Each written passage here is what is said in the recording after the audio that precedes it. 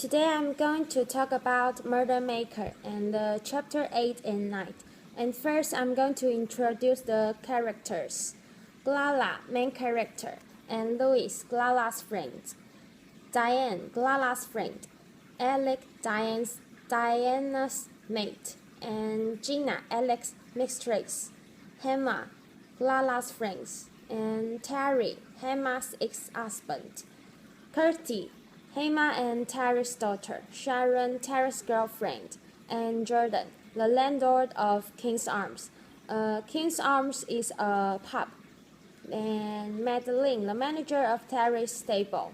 Vienna, Glala's fake name. And then I'm going to talk about some vocabularies. Shiver means shaking or trembling the body. Answer phone. A machine can record message when people call you and you are not home. And anxious, someone worried about something. Hammer, knock, like knock on the door.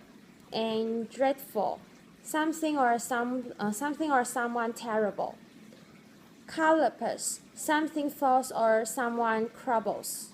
Puzzle, something or someone confused. And now some vocabularies of chapter 9. Seek, searching for. And anonymous, do not let anybody know his or her name. And pathetic, someone who is poor or grievous. And shallowness, just care about the surface. Hastily, in a hurry.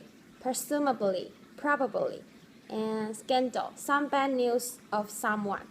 Sleep, beat someone. And deliberately, on purpose. And now I'm going to talk about the summary of chapter 8 and 9. Glala was on the way home and she went back to England. Her brain struggled to cope with the contrast between the view out of the train window and memories of Cuba. Glala lived in Norwich. She had cheered up a little bit by the time she got home though. There was a nice pile of letters waiting for her and also a lot of messages in the answer phone. From the answer phone, Glala heard that Diane said her husband was dead. Glala felt confused and anxious. Suddenly the phone rang. It was Diane. And Diane went to Glala's home after hanging on the phone. Diane was not that fantastic than before and looks really sorrowful. She asked Glala, did Glala see Alec at Cuba? And actually Glala saw Alec, but she lied. She said she didn't saw Alec. And she said when she found Alec, Alec was already dead. Then Glala was depressed because no one can listen to her about Alec's death, because the one who knows the things was Louis, and Louis was thousands kilometers far in Cuba. After a while, Glala saw that Alec served to die, and she stopped planning her next murder. After the day she got back to England, she met Hema in a cafe, and Hema said she was quarreled with Terry because of Sharon. Sharon is Terry's new girlfriend, and they quarreled about the Kirsty's wedding. Their daughter Kirsty was getting married next month, and Terry was insisting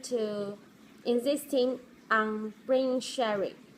And Hema said Sharon was awful but so cheap looking. In the situation, Hema looks like a spoiled child because she looks angry. And in the conversation, Hema had mentioned that Terry lived in Forest Green. Glala and Sharon lived in Norwich like Glala. After their dating, Glala went home to take a nap and then go out for the dinner. On her way, she found Forest Green, but she didn't do anything. She just went home and started planning about the murder. The time she planned to have a discuss and be anonymous, Glala had a disgrace and went to the pub named King's Up. decide to Forest Green, and Glala met a landlord named Jordan. Jordan was a friendly person. They talked about riding horse, then Jordan introduced some stables to Glala, introduced Terry's.